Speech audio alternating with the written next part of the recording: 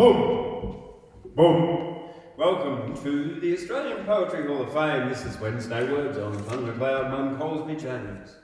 Washing away the garbage, leaving rainbows after it rains. Let's have some Wednesday word games. Different. Right, let's begin by acknowledging the traditional custodians of the land on which I broadcast, the Kamilaroi, banned by people, to acknowledge their sovereignty's never been ceded. Now, what's been going on in my life? Well, I haven't done a great deal of writing this week for a change because I've been on holidays to Minjerribah, Stradbroke Island, to the home of Catwalker Ujuru Nunakul. And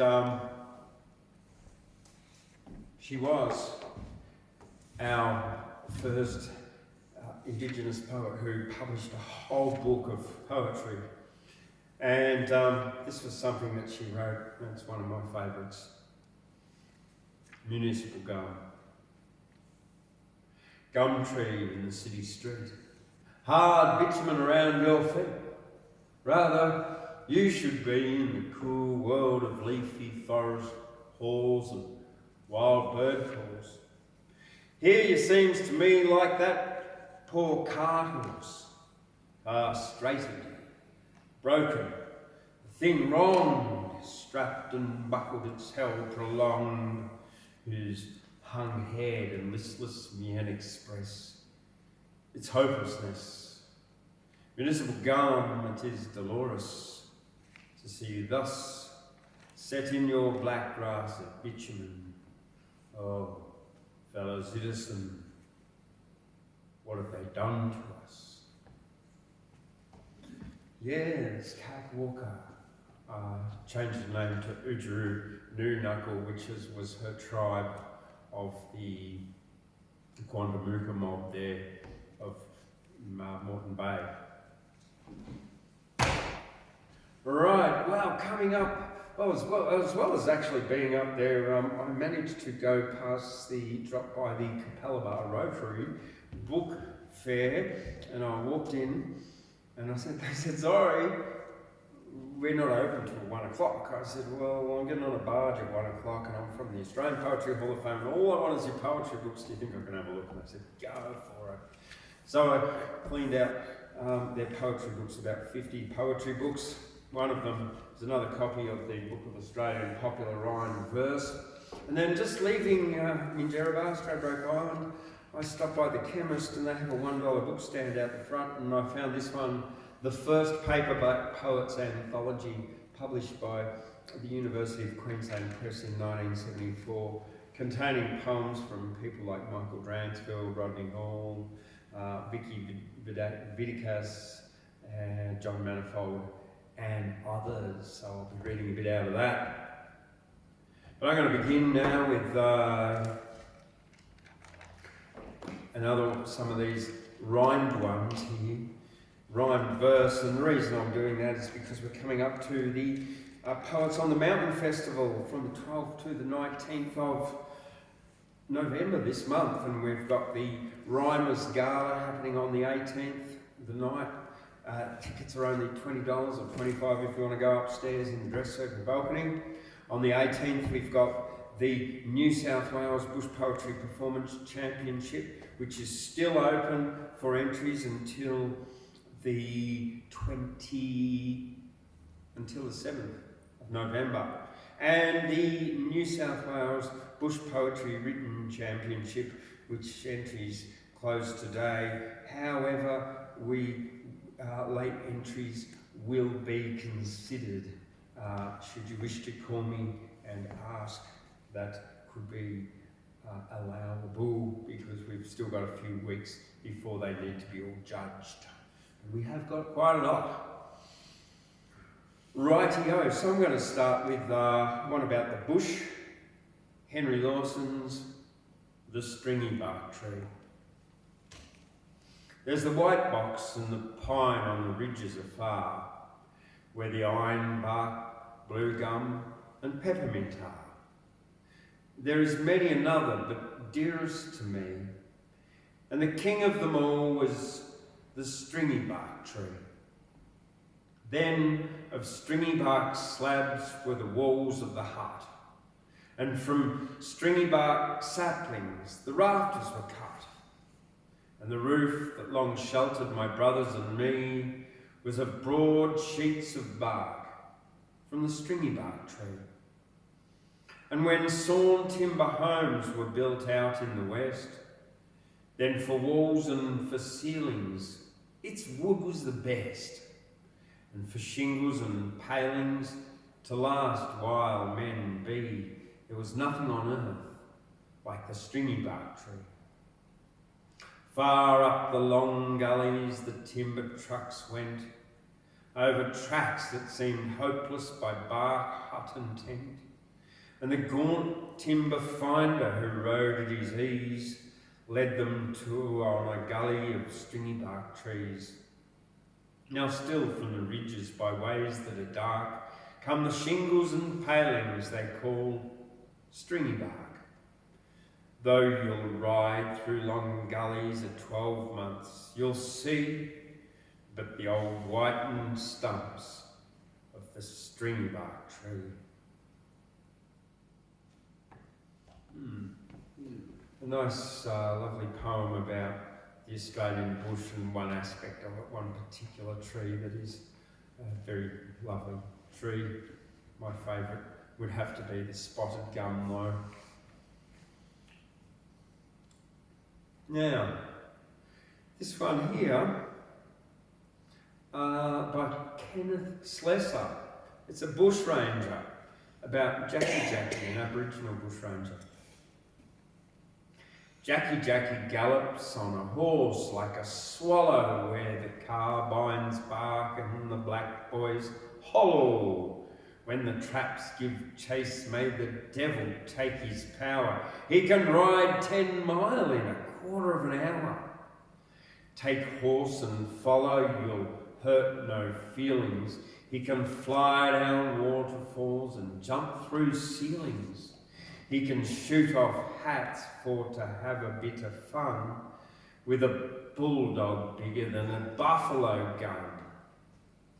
Honey-eyed and honeyed and profound in his conversation, when he bails up mails on Long Tom Station in a flyaway coat with a black cravat, a snow-white collar and a cabbage tree hat.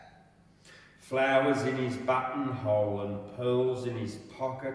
He comes like a ghost and he goes like a rocket, with a light foot heel on a blood mare's flank and a bag full of notes from the joint stock bank. Many pretty ladies he could witch out of marriage, though he prigged but a kiss in a big wig's carriage. For the cock of an eye or lift of his reins, they would run barefoot through Patrick's Plains. Jackie, the bushranger, a bushranger by Kenneth Slessor. Here's another one I've got for you. These are poems about the arts. The first one is called The Yarts, and that's spelled Y-A-R-T-Z. And this is by Barry Humphries, in the voice of Sir Les Patterson. What is it that I like more than the arts, than tarts? The arts. What passes through my mind in fits and starts. You guessed it, the arts. Wherever you may roam in foreign parts, Australia always seems top of the charts. In terms of the arts. What have we got these great artistic skills for, that other lands would gladly give their pills for? Here's hoping the government will find the means for supporting what all Aussies cream their genes for. Films and opera, macrame work and poems, hectares and tons of culture in all homes, This isn't a dream, it's come to pass. If you don't believe me, kiss my ass. Yeah. It would have been better when Les Patterson did it, but anyway, that's what it is. Now, the film censor by Bartlett Adamson. I don't know anything about him. It's a quatrain. The censor simply gives me fits. An envied man is he. He gets to see the naughty bits that I would like to see. The censor. And here we've got another one called The Censor by C.J. Dennis. Oh, hey, look, there's another one here called Home is Where the Arts Is.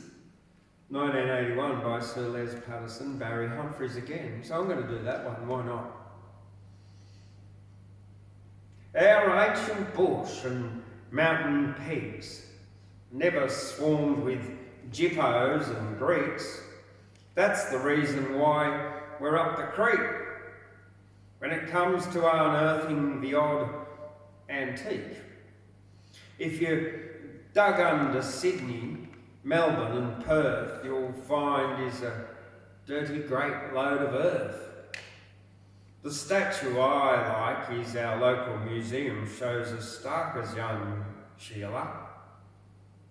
As rarely you see him. I don't know the pyramid she came from, but I reckon she'd have to be worth a bomb. Archaeologists will dig her up one day under hectares of crap and clay.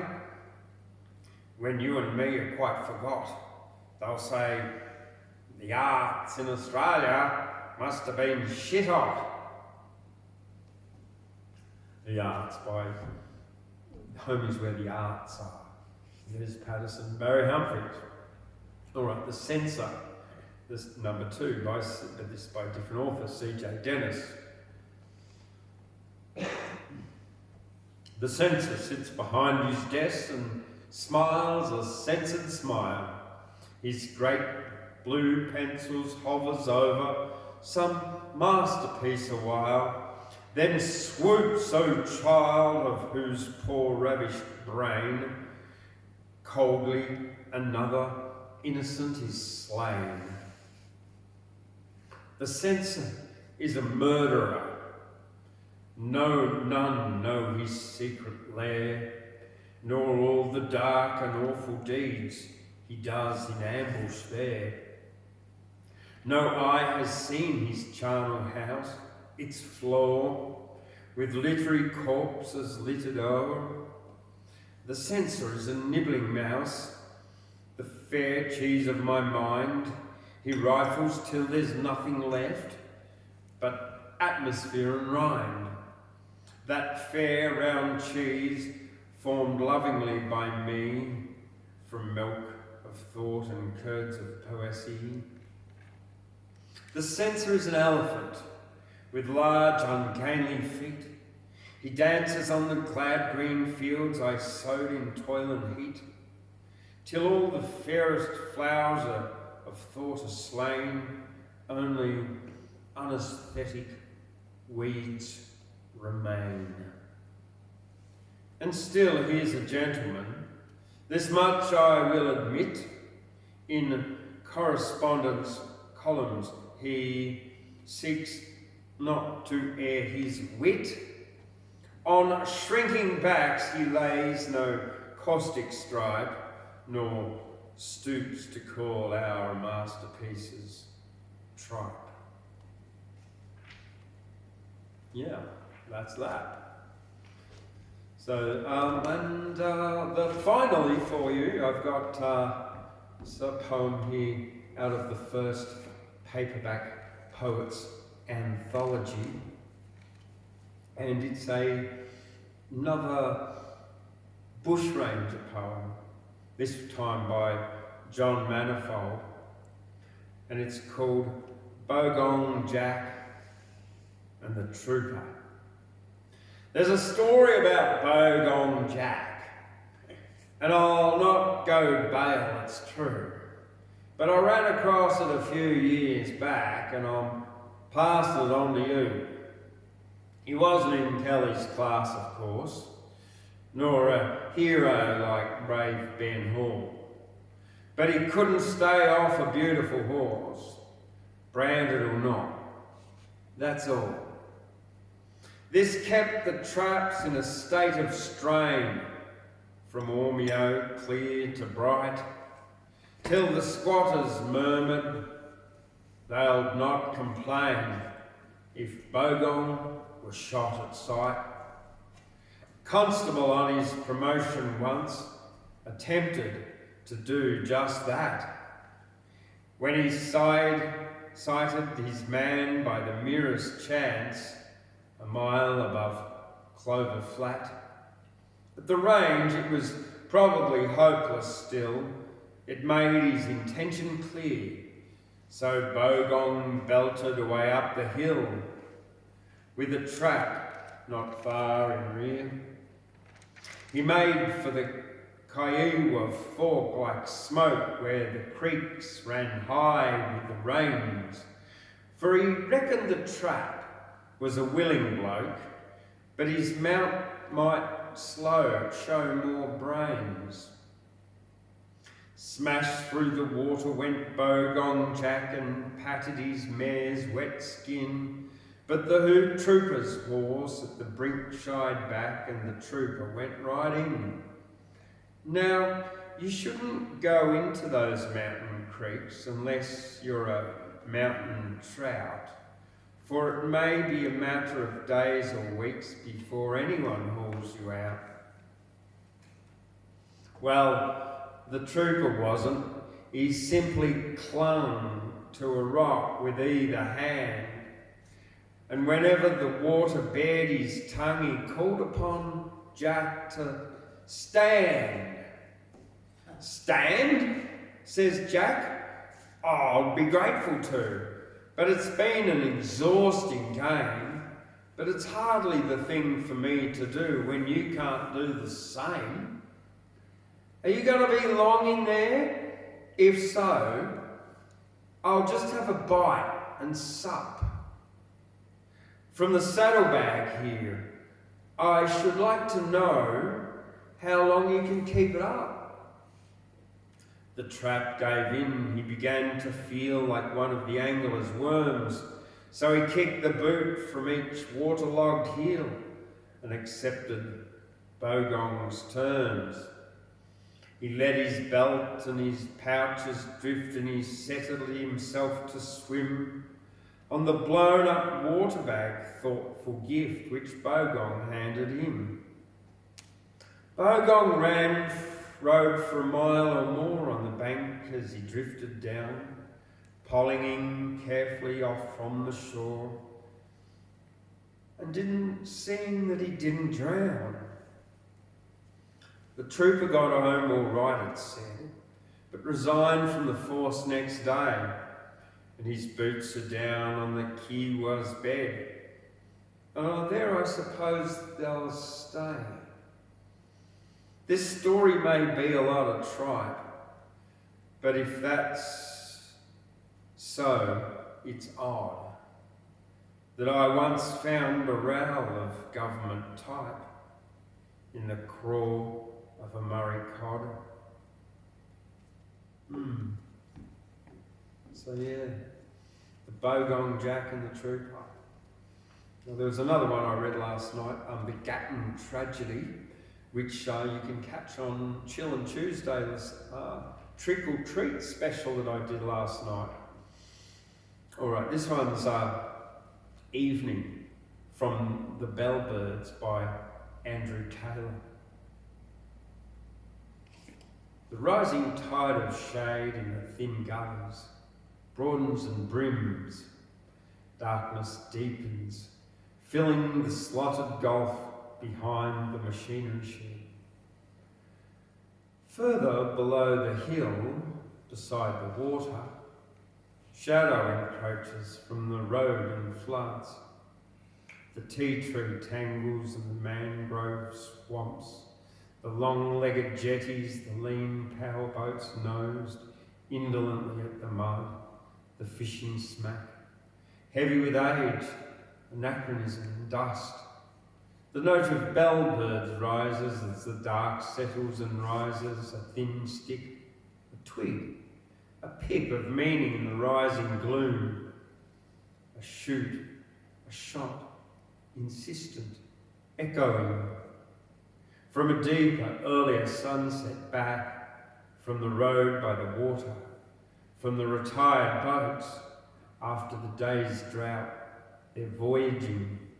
After the day's drought, the heat, they're sending radar doves beyond their dormitory arcs, beyond my cat's glazed, satisfactory purr, beyond his claws, into the night, out there. So that was Evening from the Bellbirds by Andrew Taylor. All right, well, I'm about to invite Ashley up if he's ready to go. Are you, Ashley? Yes. All right, welcome on up, Ashley Albanese. Well.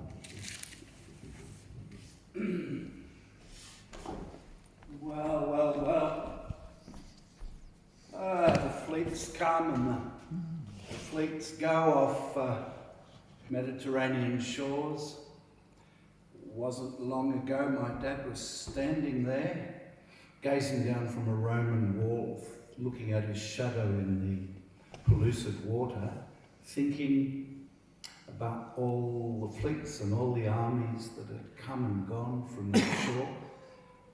He being a stalwart Australian trooper doing so. I have my rulers. I had to think, shall I bring wood to commemorate the tree and the branches off? Or shall I focus on plastic, the world of the future out there in the desert or out in the sea where we have great reefs of oil and gas to make this? So my hypothesis is that as long as we can find matter to bend to our purpose, we will make form. And the implications of that are that imagination seeks those forms and tries to structure them. And the implications of that,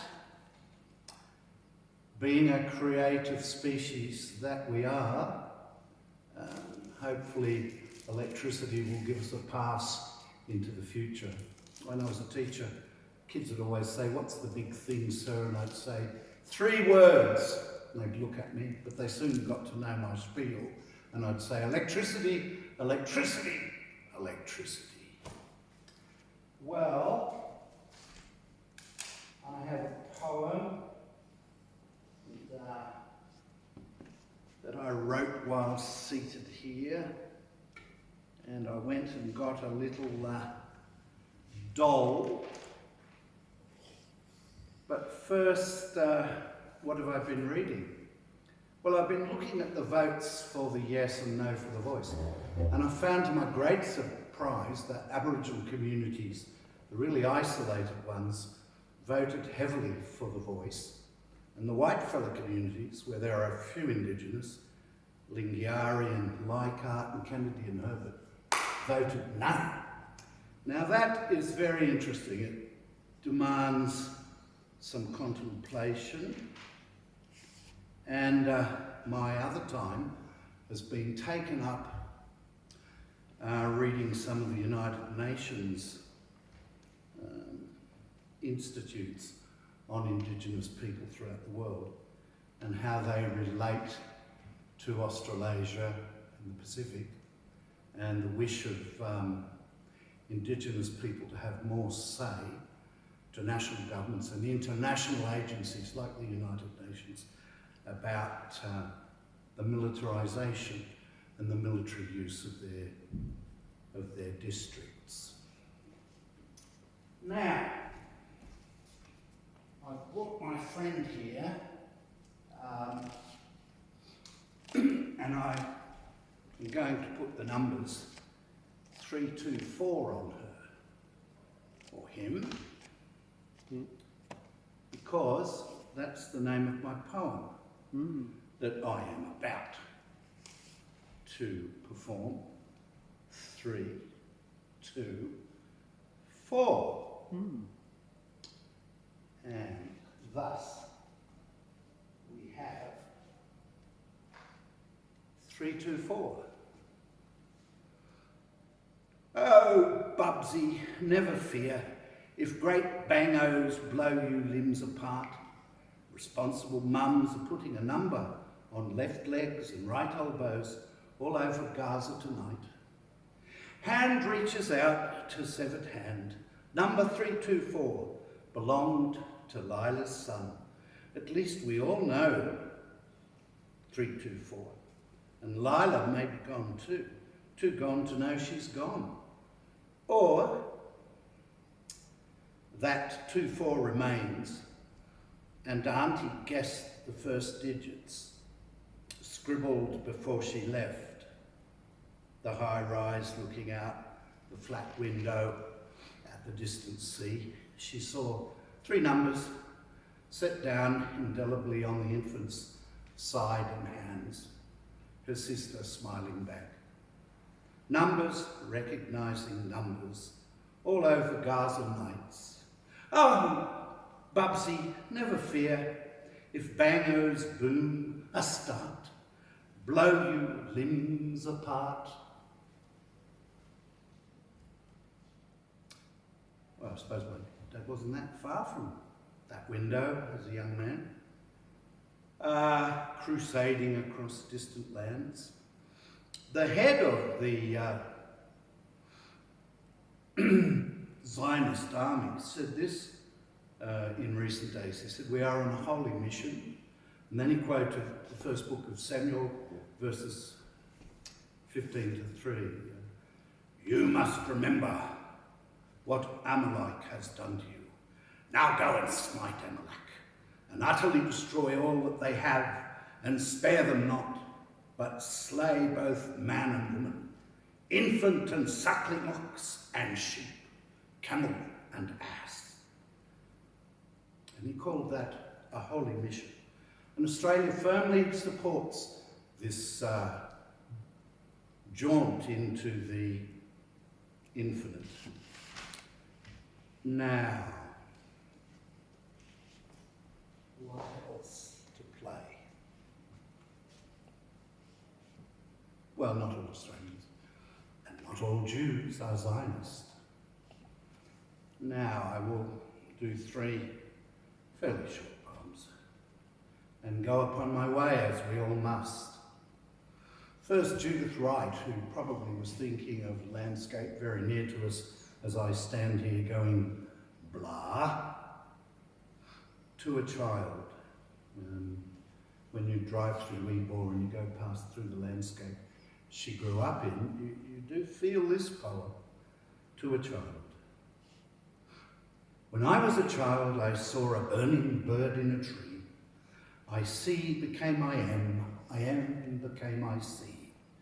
In winter dawns of frost, the lamp swung in my hand, the battered moon on the slope lay like a dune of sand, and in the trap at my feet, the rabbit leapt and prayed, weeping blood, and crouched when the light shone on the blade.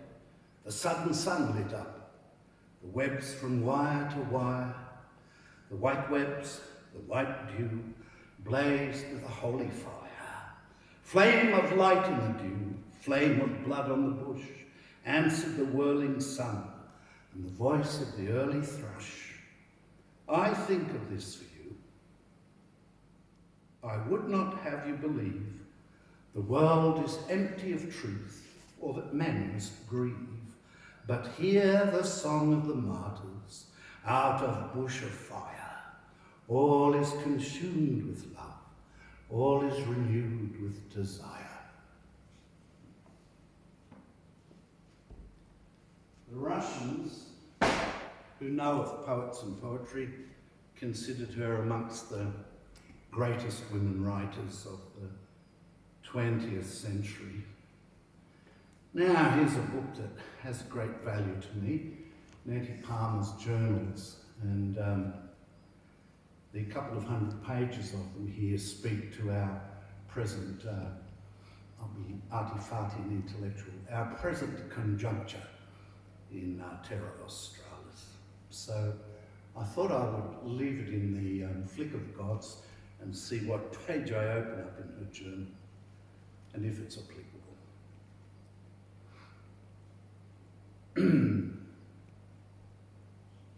No, not.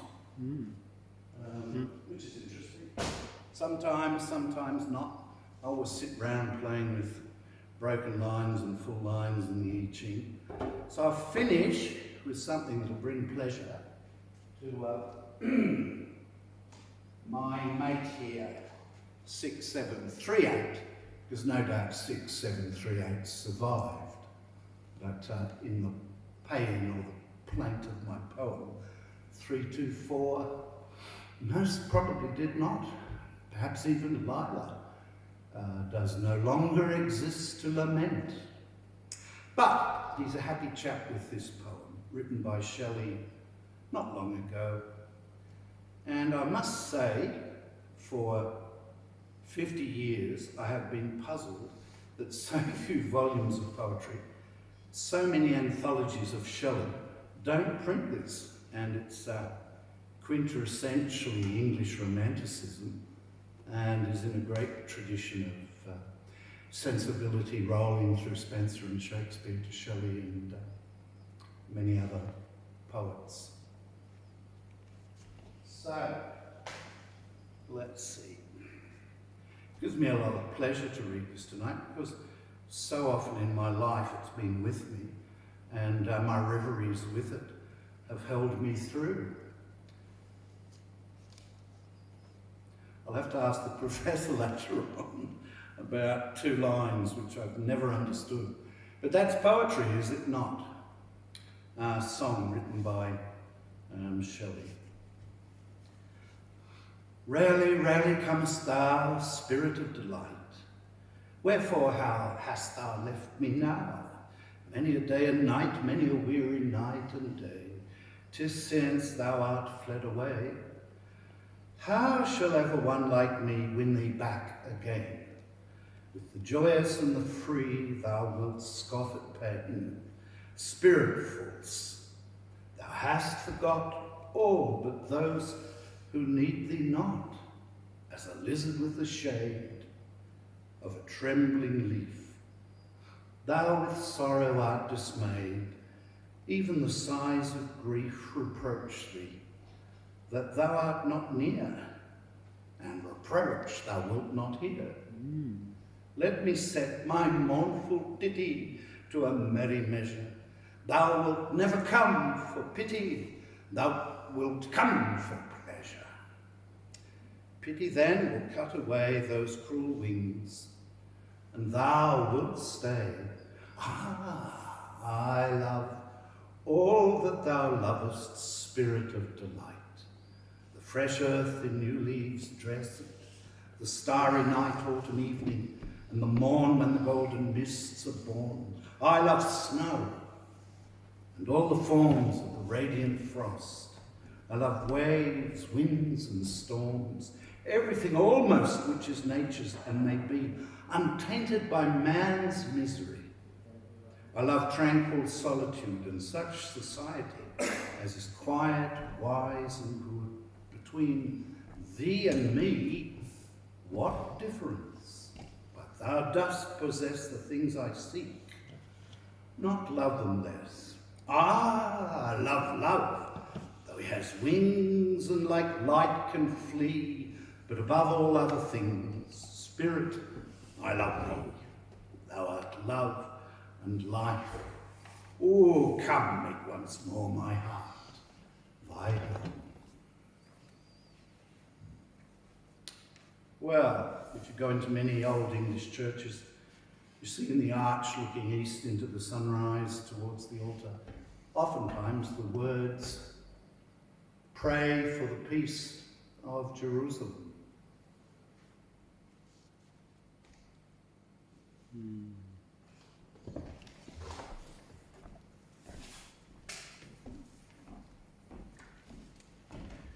One thing the Abrahamic religions have in common would be an ancestor called Moses, who smoked some bush and come up with a few good ideas, 10 of them. I call this 10, guided by the 10 Commandments.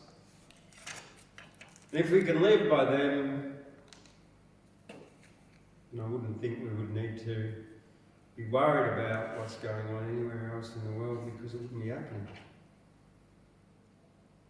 Oh, seek to listen to the 10 Commandments, a gift from God, a guide to live by. Worship no other gods before me. I'm the only one, the only true divinity. Make no idols, no graven images, for I am spirit, not flesh, not physical vestiges. Do not take my name in vain, for it is sacred, a holy refrain. Remember the rest day, to keep it holy, a rest, day of rest, a day to be jolly. Honour thy father and thy mother, for they gave you life like a nurturing sister or brother. Thou shalt not kill.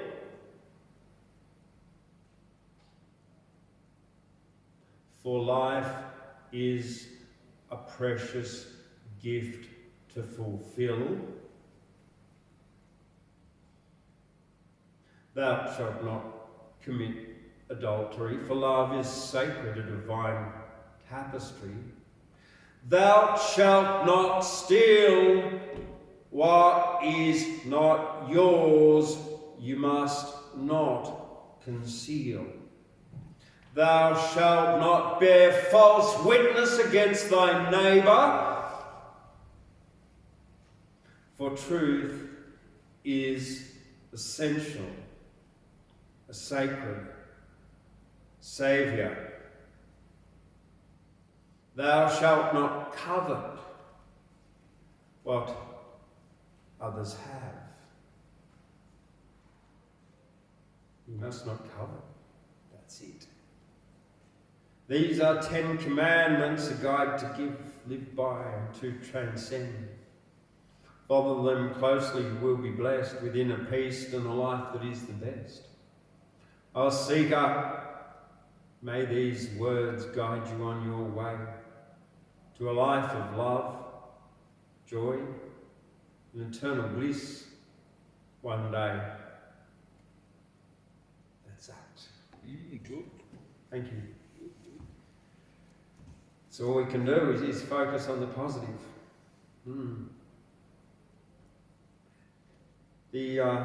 This one's called 7. It's actually called 7 Addictions.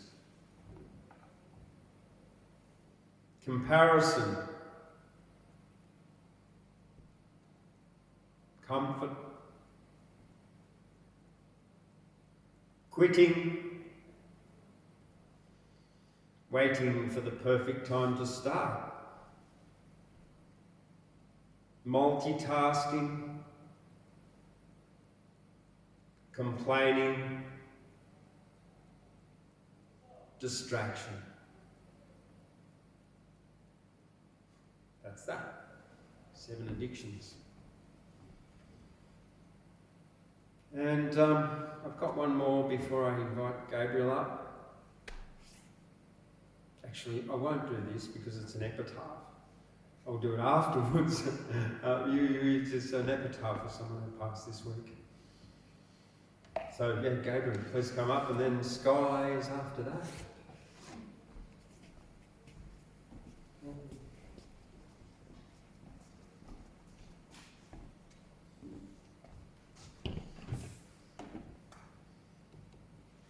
Yeah, I'll just drop it, yeah.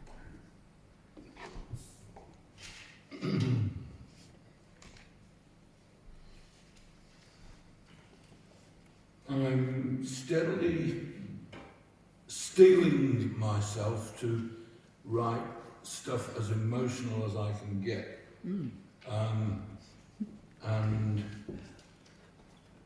I'm going to do, not tonight, but in very soon, one on dying, one on sadness, one on blasphemy, and 2 more. How I'm steeling myself is just like when you do exercise, like, I don't like exercise and I stoop. And so I do exercise to reverse my spine curvature and look at YouTube and lie on the bed and stick my head over the edge until it flops back.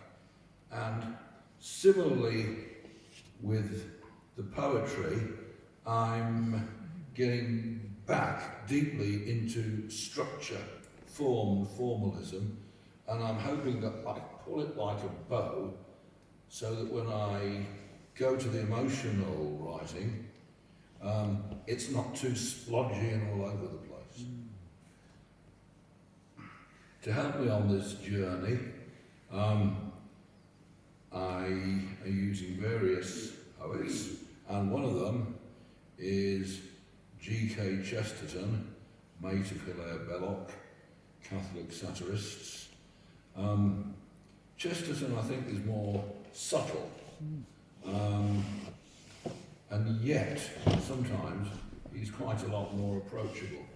For example, here's one called Race Memory by a Dazed Darwinian.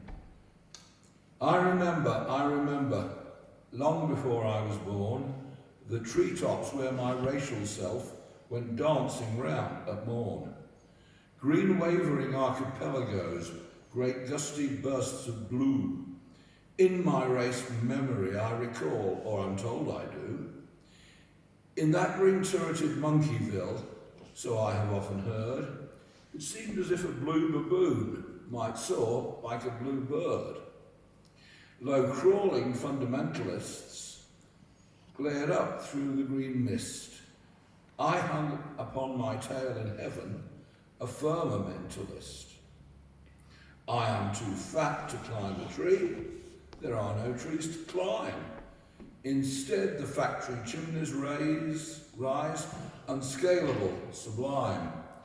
The past was bestial ignorance, but I feel a little funky, that word back then, to think I'm further off from heaven than when I was a monkey. Not too bad. Yeah. He's famous for the rolling English road. I didn't even know that was him until I did this little exercise. That's pretty formative. The rolling English road. Before the Roman came to Rye, or out to Severn strode, the rolling English drunkard made the rolling English road. A reeling road, a rolling road that rambles round the shire, and after him the parson ran, the sexton and the squire. A merry road, a mazy road, and such as we did tread. The night we went to Birmingham by way of Beachy Head. I know no harm of Bonaparte and plenty of the squire, and for to fight the Frenchmen I did not much desire, but I did bash their bagonets because they came arrayed to straighten out the crooked road an English drunkard made.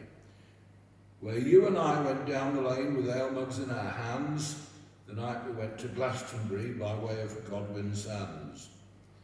His sins they were forgiven him, or why do flowers run behind him, and the hedges all strengthening in the sun? The wild thing went from left to right, and knew not which was which, but the wild rose was above him, and they found him in the ditch. God pardon us, nor harden us. We didn't see so clear the night we went to Bannockburn by way of Brighton Pier. My friends, we will not go again or ape an ancient rage, or stretch the folly of our youth to be the shame of age, but walk with clearer eyes and ears this path that wandereth, and see undrugged in evening light the decent inn of death.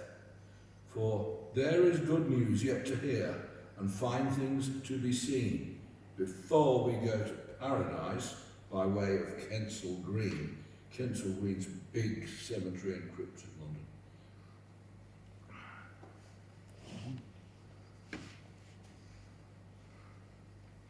What an entertaining poem. That's not the end, is it?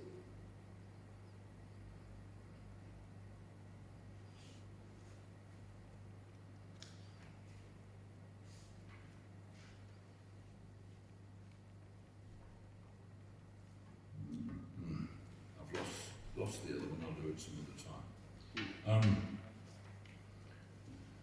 Some time ago I introduced a sestina, very sharp form.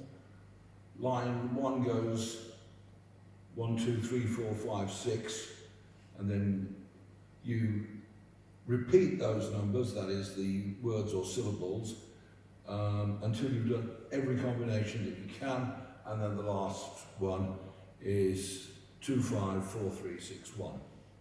So here's the one I did. This is extreme form, a sestina. If the truth of life is reincarnation, aren't we overdue a revelation? Are there really laws of karma, more than ruling classes' armour? Is death only endless night? I'm not certain that's quite right. Is oblivion a human right? Should we reject reincarnation for endless sleep in endless night, in the lottery of revelation? Knowledge seems our strongest armour to expose enigmatic karma. Show us who invented karma. Tell us how might isn't right.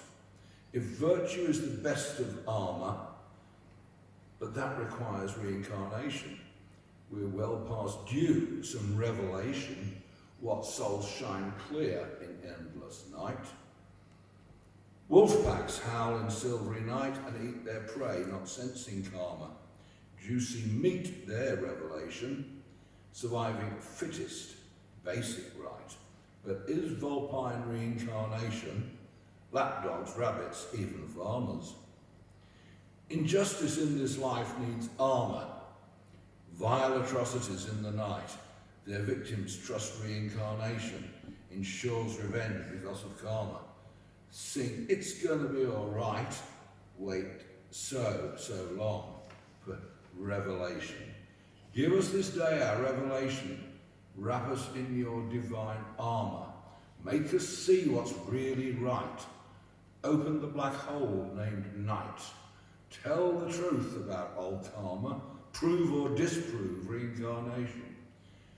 The revelation sought tonight to make us calmer over karma. Is it right or real reincarnation?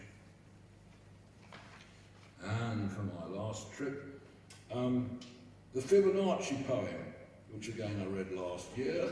I sent it off to the Fibonacci Journal, volume 44, said, oh yes, we'll publish that, and then they didn't. So I sent it off again. They didn't recognise it at all. Said, oh, we'll publish it. I thought, well, let's see the proofs. And they came yesterday. So that's a poem in the itself. moral of the story is keep being a nuisance. So where would you send it to again? The Fibonacci Journal in America. Oh, wow. It's on, That's a funny story. Yeah. I'll print it out when it actually gets published, assuming that it does. Good job. It's surprising that they're still in business. Anyway, here it is again. With the Fibonacci one, you go one syllable in the first line, one syllable in the second, then 2, then 3, then 5, and so up by Fibonacci numbers until you get to 8, 13 or 21, and then you go back down again. And nobody expects things to rhyme in fib poem. Here we go. And, I'll tell you what else I did with this one. I, as a career academic, in about 55 quote marks, subscribed to LinkedIn. And LinkedIn is becoming a literary genre of itself, where the key thing is, I am so excited to share with you that I've just got this piece of total shit published in this utterly shit academic journal. And I'm so excited. Or, I'm delighted to share with you that I'm just being promoted to Deputy Chief Arsewiper. And so, I thought, what these people need is a slightly contrary voice. So I said this poem, and I didn't have the guts to say this is mine. I said, my friend said this to me. Well, I am my own friend. And this is how the other half lives. Now, I've got 5,600 followers and contacts on LinkedIn, including 25 people who are present or past quite close friends. So I put this up. It got 870 views. How many comments? Absolutely nil.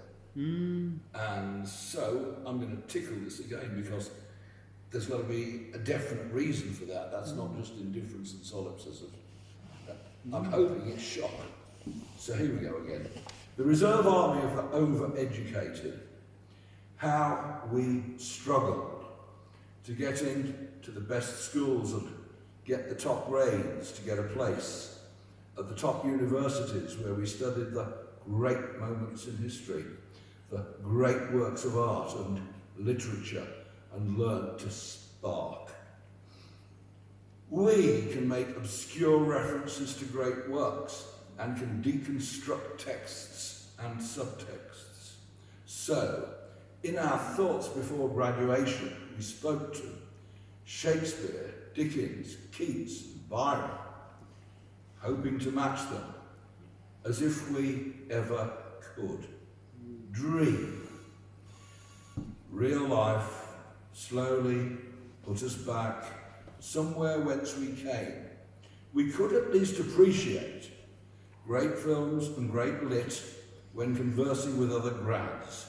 As fellow heirs of Western civilization, great civilities, even more so when Facebook reintroduced us to old companions from decades past, most of whom are back row spectators, as are we, losers, grads, spent. We woke as from a bad dream to realise we had been misled by teachers pitching. What consolation, what opiate is it to live vicariously through myth creatures from Hamlet through Blackadder to the Modfather, when your own life has been one long Sisyphean trial of impossible expectations and gazing out on the famous, beautiful, rich and privileged, while we grads kept trying to turn existence into pulsing living. Each clever pun, each quick quote from famous authors served not to compensate us for our hollow life, but diverted us from the lie. The lie that schools keep preaching is quite simply this. In the words of West Side Story, there's a place for us. No, we're placed outside, shelved, cold. The end. What I saw most of it. I was quite impressed, and then I just went off. We've got a new reader just walked in. Have a seat, Sandro. Yeah, thank you. Sorry, I distracted. But that's all right because I've got it on video. I will leave you a comment. You could have written that. All right. So Skye's been really busy writing away, but I'm not going to get her up just yet. What I'm going to do is called religious hypocrisy. Oh, religious hypocrites, you're such a funny sight, with your cherry-picked beliefs and double standards deep. You preach about love and peace, but you're quick to judge with ease. You turn a blind eye to pain of those who don't fit your game. You're so full of rules and regs, you forget about those who begs, of those who need your help, but you're too busy with your pelf. So go on, religious hypocrites, with your self-religious rites, but you know that we can see through your hypocrisy, your frauds and fakes, your religions and mistakes. So take your hypocrisy and shove it. We're better off without it. That's it. And that word pelf means wealth gained by, what is it? Wealth gained by dishonourable or in a dishonest way. Pelf, P-E-L-F. It's an archaic word, but we don't use it that much anymore. And I've got a couple more here for you that I've done this last week, and then I'll get Sandro. Yeah. Okay, up. The epitaph for Des. That's what I'm going to do next. So Des was living last week when I went away, and he passed on Thursday night. He worked down 4 doors down at the Gaira Adult Learning Centre. When I went away, you were here. Now I'm back, you're gone, forever gone. This emptiness I feel inside is queer. My memory of you still lingers on. Your attitude of jest, you gave your best. That's all anyone can do. Finished life's test in peace. You rest. Desmond, we will miss you. Thank you. It's an epitaph. It's not meant to be long. All right. This fella's just walked in looking for a blanket. So, I've got one. And because he's going to sleep in his car, and he says he does just can do some poetry and performance. So I might just come and introduce myself. Yeah.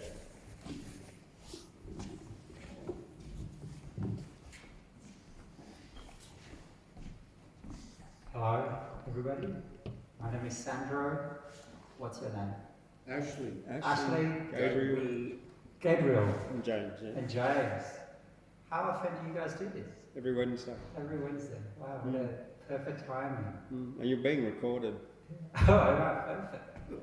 I'm travelling through. I live in Brisbane, but I'm meeting a friend in Yamba. And every time I try to get closer to Yamba, I would find something amazing to do in this area. I started in Nambucca Heads, and I've been to every national park there is between here and there. As luck has it, I actually do write poetry, and I've performed a few times up in Brisbane and in Byron and in London, where I used to live. And I don't know them. I'm the kind of poet that doesn't know them by heart, so I'm gonna spend maybe 5 minutes looking on my phone for something suitable. But I'd love to perform. It's something I'm really passionate about, and I find that when I'm on a road trip. Actually, the reason I was on a road trip is because sometimes I find that I become misaligned from life. And it's almost like I'm no longer synchronized with what I should be doing. And whenever I'm on a road trip, everything happens from a place of intuition. I literally sometimes look at a map or a crossroad and I follow where my intuition tells me to go. And somehow my intuition told me to drive through, how do you pronounce this town? Gaira. Drive through Gaira at night. And now I find this amazing place, which is better than any theatres that I've seen in this country before. So. Thank you.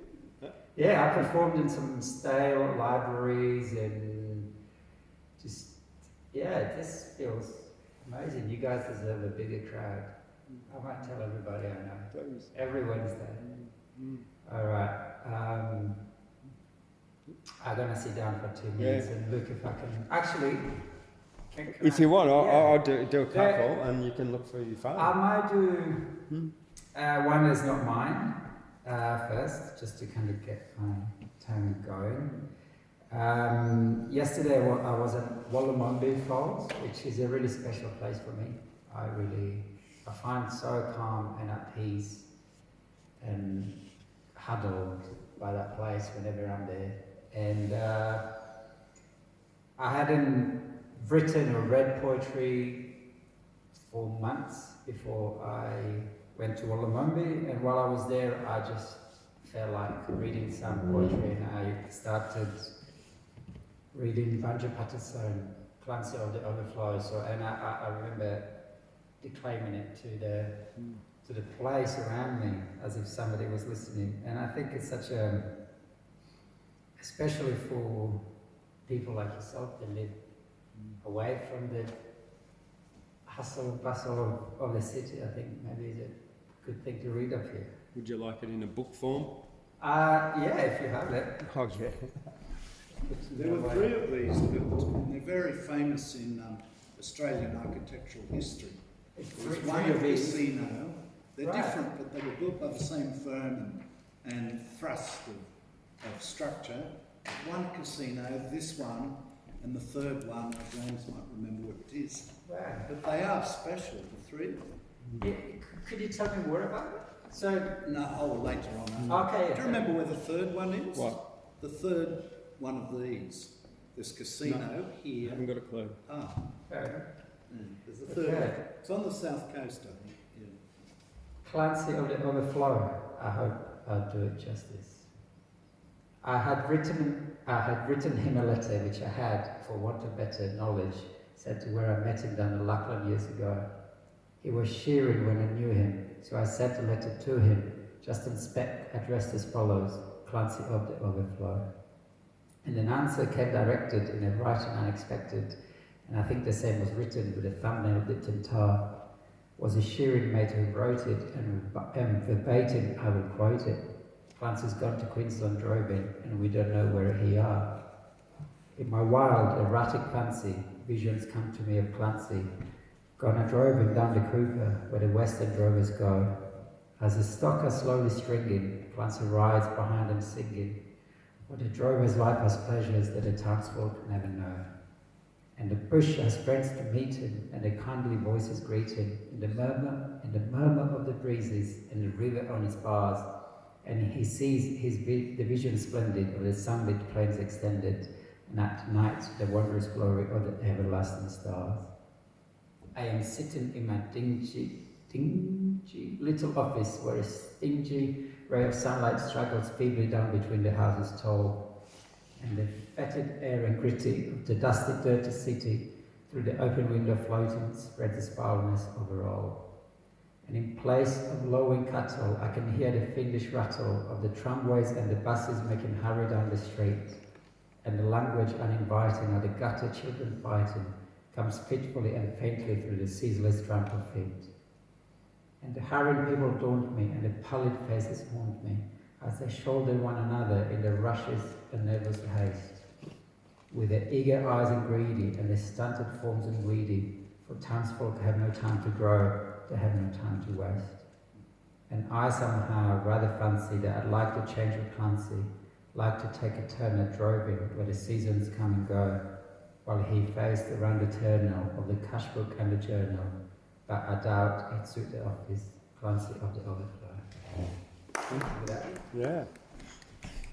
Well, thanks, Sandro. No worries. Yeah, so have a look on your phone for whatever you would like to do. In a moment, Skye is going to come on up now and do what she's been writing away doing.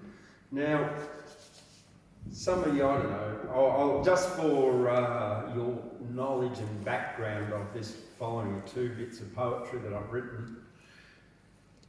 My first degree that I studied at Griffith University in Brisbane was a Bachelor of Science in Australian Environmental Studies.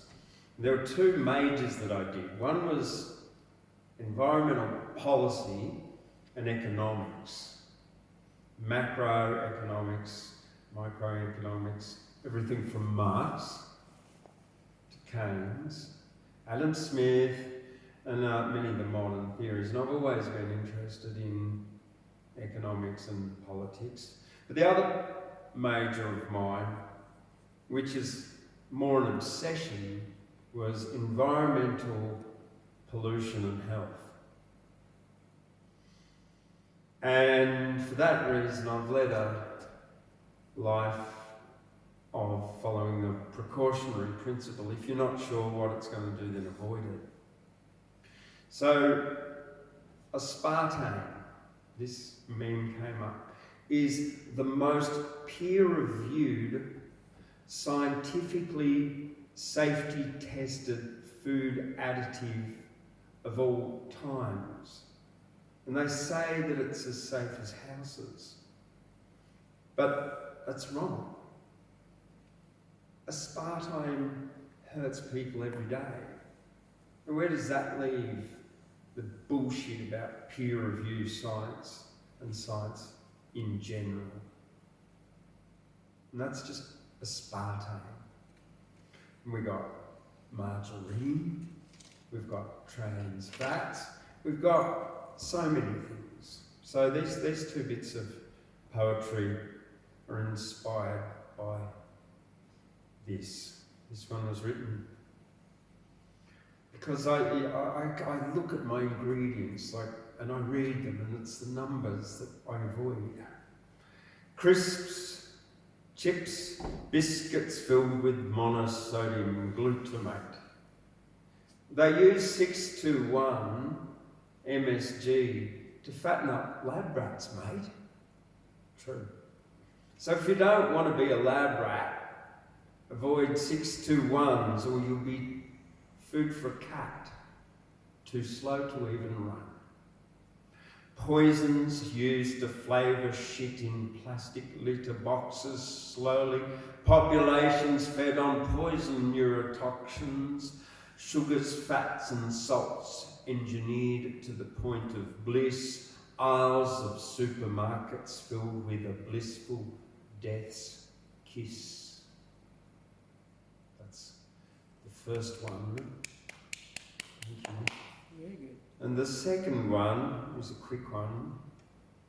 Follow, follow, follow, follow, follow the science trick road. What the fuck? Question, question, question, question, everything you're told. It's good for everybody's brain because following others is weak and insane. Thundercloud quote, 2023. Follow me for more quotes.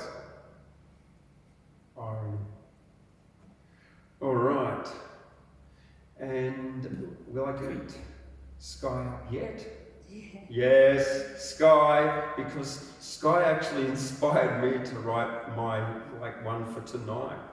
Today's International Day of Vegans too, isn't it? International Vegan Day. It's World Vegan Day. World Vegan Day. Come on up, Skye.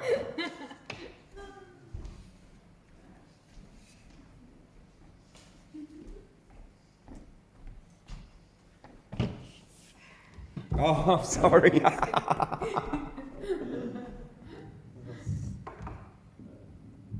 you. You're welcome. Okay.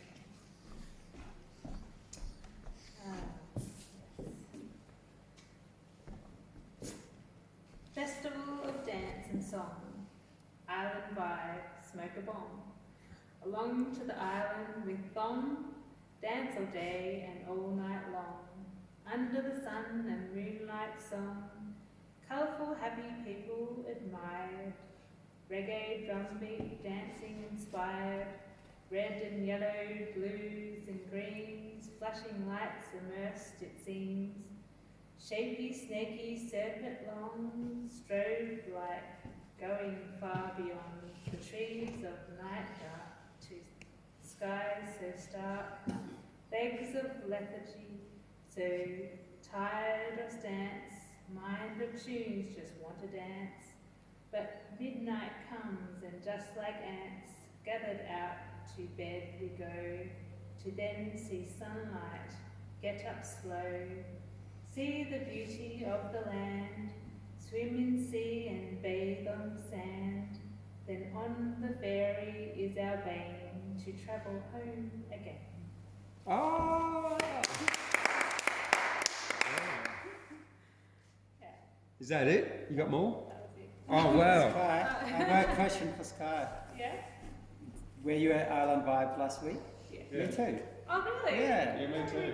Yeah, so We you guys just, were we just got back here yesterday. Wow. I live on Stradbroke Island. Oh, And I do work for disability there, and we had a bunch of people and the participants that came to Island Vibes, and then I drove one of them back to Nambucca Heads. That's one. Yeah. yeah. Did you guys do much, were you just visitors at the festival? So did you? Yeah, I've been going every year. Wow, cool. Like in the wheelchairs and stuff. So we had a couple of guys in a wheelchair, and Yeah, you took the guy to the wheelchair. He was at my feet at the sound healing. yeah. So That was me, and she was next to me. We were right in front of the speaker, the dude. sound healing, Clara, the lady who did it, Clara, Yeah. she's a good friend of mine. Okay. Wow, that's amazing. Okay. All right. So here we go. I've got. You're going to have something for us in a minute now. You got Yeah, I something think so. chosen? Cool. All right. Well, this is two poems written, actually inspired by Skye because she had something about inspiration written. The first one, Inspiration Bereft, and this is because I hadn't really written very much this week. Inspiration bereft, deft to the voices, life's choices. I write, inspiration takes flight, searching for delight, the inner light, ignite, some things seem trite.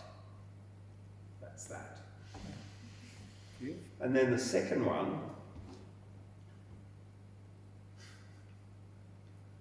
well, I haven't got a name for it. Lucky. Ducky. Not so lucky Kentucky. Fried chicken, sticking it in the fire fryer. Slurry desire. Boggage, cloggage of arteries, straining a fart between. Genetically modified chests, legs too weak to walk, and oversized breasts. The cost, 70 billion lives lost, killed. Builders finger licking, in truth, mutant chicken. Sticking it in the bin called gullet. There's a new way to cull it called mRNA vax. For the meat you'll eat. Secretions from the mother's teat, a real treat to vaccinate you. You become what you eat. It's not genetics, it's epigenetics. And advertising tricks, not scientifics. You're asking me what's the fix? Educate yourself. What's on the shelf? Prevention's easier than curing health. There's a wealth and a lot of fresh fruit to eat. Vegetables, greens are a treat. Plus nuts and beans all have proteins, all the essential amines, even B12 on unwashed organic greens. But as I've always said, it's each and everyone's own free choice what they put in their body and head. And George Michael said, choose life, even though now he's dead. Thank you. And that's it for me for the week. I haven't got any more poems. So this is all stuff that you've written. The ones that you've heard have all been written this week. Wow, you're prolific. Oh, yeah, this is a bad week. I've only written about five or six this week. Yeah, that's why I felt like that. I wrote that Inspiration Bereft one because I hadn't really written much, and like last year, or sometimes 2019. There's over 850 pages of poetry that I wrote. Yeah, and I haven't published it yet. So, yeah. Do you normally publish your stuff? I've published some of it, yeah. Other not all of it. Other, And most of it, but all of it's published pretty much on Facebook. You can Okay. read most of it online Yeah. somewhere. Yeah. Mm. Now, what else have we got coming up here? Well, as I mentioned, I've finalised I've finalised the Australian Bush Poetry Film Festival, and I've got the selected ones and the winners. And coming up is the New South Wales Bush Poetry Championship on the 18th and 19th of November here. Entries are still open for the performance part, and I will possibly make special consideration for anyone that contacts me and has still got stuff that they would like to enter into that, because entries closed today. So I can still accept entries, because the judging has not commenced and won't be commencing for quite a few weeks anyway.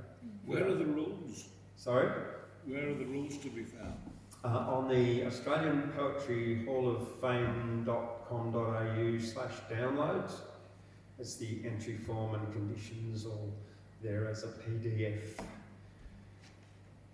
And there's as a novice category, there's a local category, there's youth categories as well as the Open Bush Poets Championship, and then on the 18th, the Saturday the 18th, we've also got the Rhymers Gala with the Bill Kearns, Ray Essery, Robin Sykes, Tom McElveen and Susan Ashton, some of the best bush poets in Australia, coming and doing a show here on the Saturday night as well. So yeah, look it up on the website. Thank you very much, everyone. Now, are you going to come up and do yours? Maybe. All right. What makes it a bush poetry festival? Oh, well, it's any poetry festival, but bush poetry is rhymed and metered, so it's that traditional poetry, not pre-verse. Okay. And it's about an Australian theme generally. So like something like Banjo Patterson is Exactly. bush poetry? Okay, yeah, Yeah. perfect. Awesome. All right. I thought I'll start with humour. Or at least I thought it was humorous.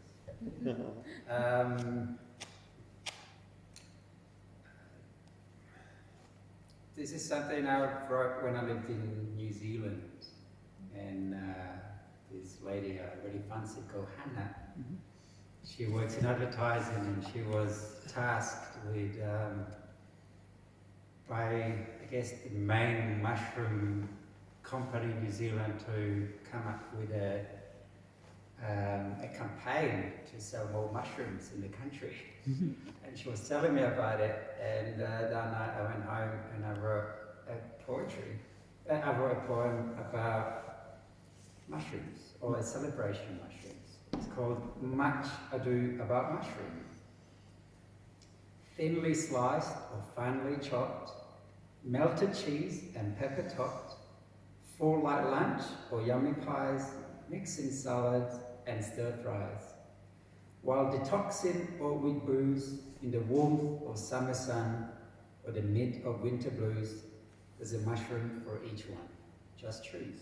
There you go. Did that become an advert? Pardon? Did that become It an never advert? became an advert.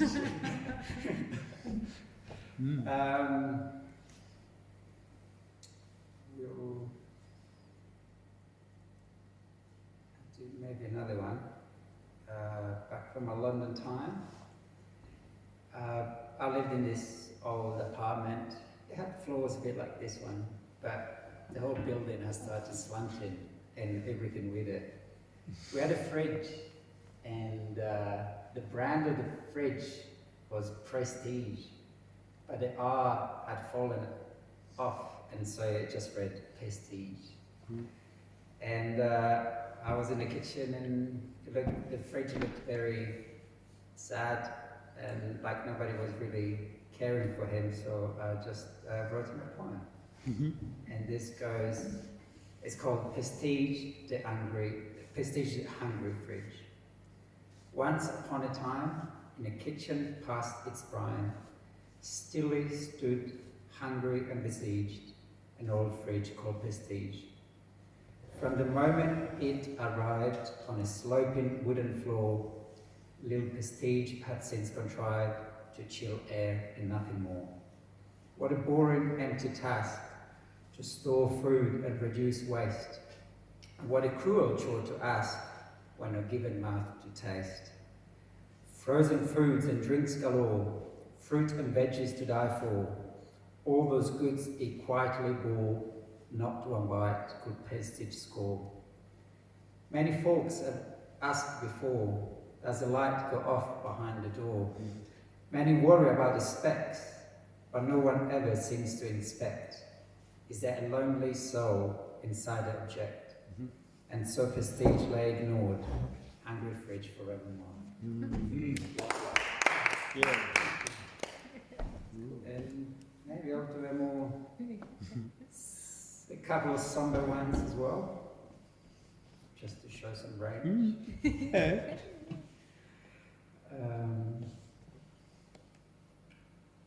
This is dedicated to Joel and Pam. Joel was my best friend in London. He's from New Zealand and he organised for me to move to New Zealand, and it got me adopted by his parents. And Pam is Joel's mum, and yeah, she became my adoptive New Zealand mother. And it's called The Best Poem I've Never Written. And it goes, it came to me in the afternoon as I sat bay shore in Auckland, watching daylight implode into nightfall. Actually, I don't know how to pronounce this word. When the boats are moored or moored? Moored, right? Moored boats rose and fell to the soundless pace of swinging tides, somewhat a metaphor for human fragility. But then doesn't everything become a metaphor for fragility? The day you have an outbound flight and a stroke elects to claim half your mum's eyesight.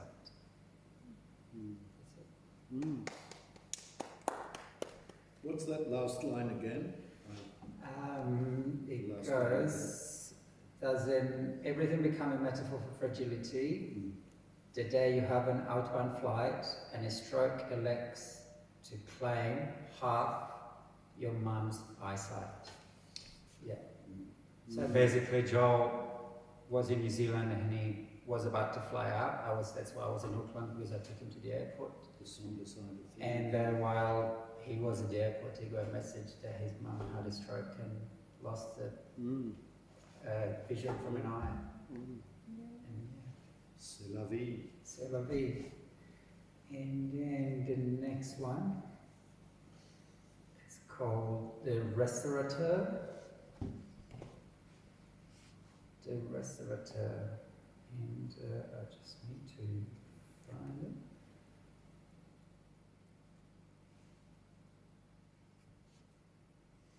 Actually, I'll do a super quick one because I've been hiking a lot and my feet hurt. So this is topical. It's called The Hiker's Feet. Sweaty, shaved and sore of such aimless hiking chore, they could simply take no more.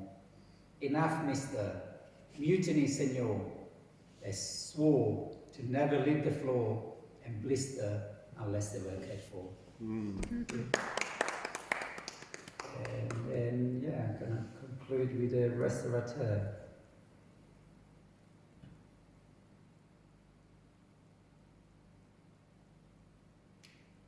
Jeez. Second one. The first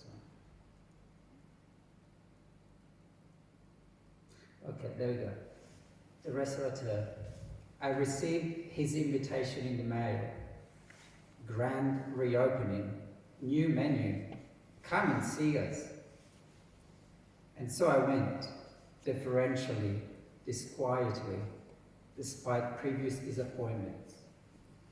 The food wasn't ghastly, It certainly had improved, but something subtle and fundamental was amiss in the flavours, the service, the mood. Dancers rehearsing without music. I ate and didn't complain, perhaps because it is great having you here, he said, to which it is great to be here should have followed, but never did. Months went by before I realized that he needs me more than I need him. Before my heart accepted what my guts already knew, I deserve a better meal.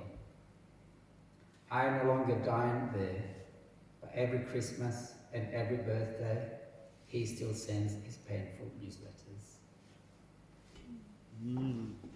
Yeah.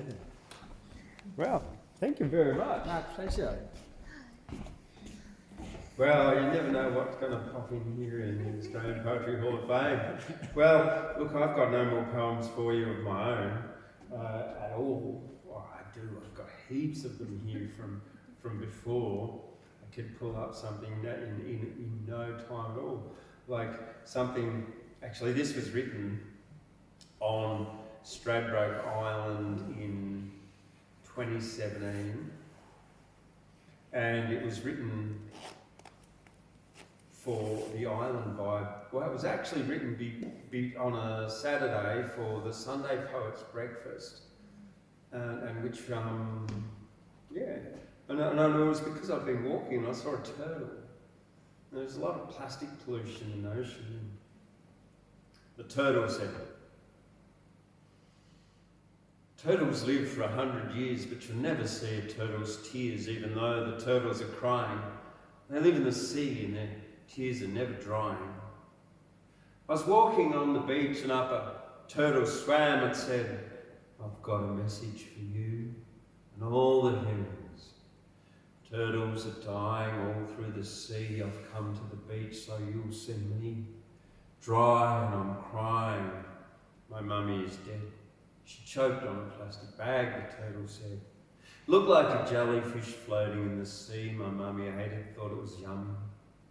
My daddy's got a fishing net stuck round his neck, washed overboard from some trawler's deck. My brother's had enough and is feeling quite ill. There's no room in his tummy, it's just plastic film.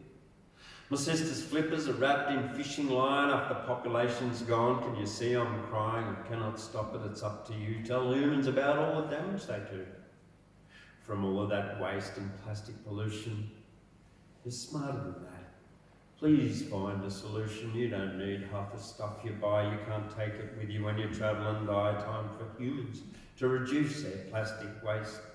I'm fed up with this plastic ocean taste." There's one more thing that the turtle said. "How would you feel with a bag on your head? Can't swim backwards and in frustration, choked and dying from suffocation. Can't you see these tears of mine? Do you hear all my friends are dying?" I said to the turtle, "This is what I'll do. I'll tell all my friends how I'm telling you. Clean the oceans, make it like long before, then the turtles will live to 100 or more. Turtles can live for a very long time, but the plastic is killing them and they're dying. And if you want your kids to see turtle too, here's the solution thing that you need to do. Reduce, reuse, repair what you can. Don't litter the earth, be your nurturing human. If we all work together to keep the sea, make the sea clean, then my crying turtle tears will be just a dream. But if we don't work together to stop the turtle dying, there'll be no turtle left. There'll be no turtle crying. Turtles can live for 100 years, but you'll never ever see a turtle's tears. Even though the turtles are crying, they live in the sea. The tears are never drying." I was walking on the beach and up a turtle swam and said, "I've got a message for you and all the humans. Turtles are dying all through the sea. I've come to the beach so you'll see me dry. And I'm crying. My baby's dead. She choked on a plastic bag," the turtle said. That's that. Well, look, a few little turtle things. back in, let's see, it would have been 2015, I went over to Stradbroke Island for a Clean Up Australia Day at Amity Point with a whole bunch of divers, and I was assisting them. And from Amity Point alone, they pulled up 80 kilograms of lost fishing tackle.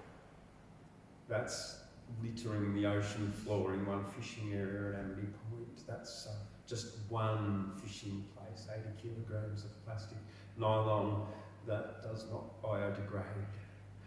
I lost 4 tackles in Amity Point, and Yeah. it bothers me so much.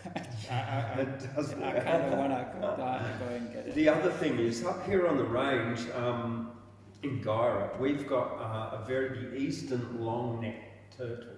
It's a snapping turtle or something like that. And it's rare and quite endangered. At the moment, because there's a drought, they're actually moving about and crossing roads. So they look usually like a black, like a grey stone on the road, but you know because they're slow, and sometimes you see them. And I managed to avoid one yesterday, before I realised what it was.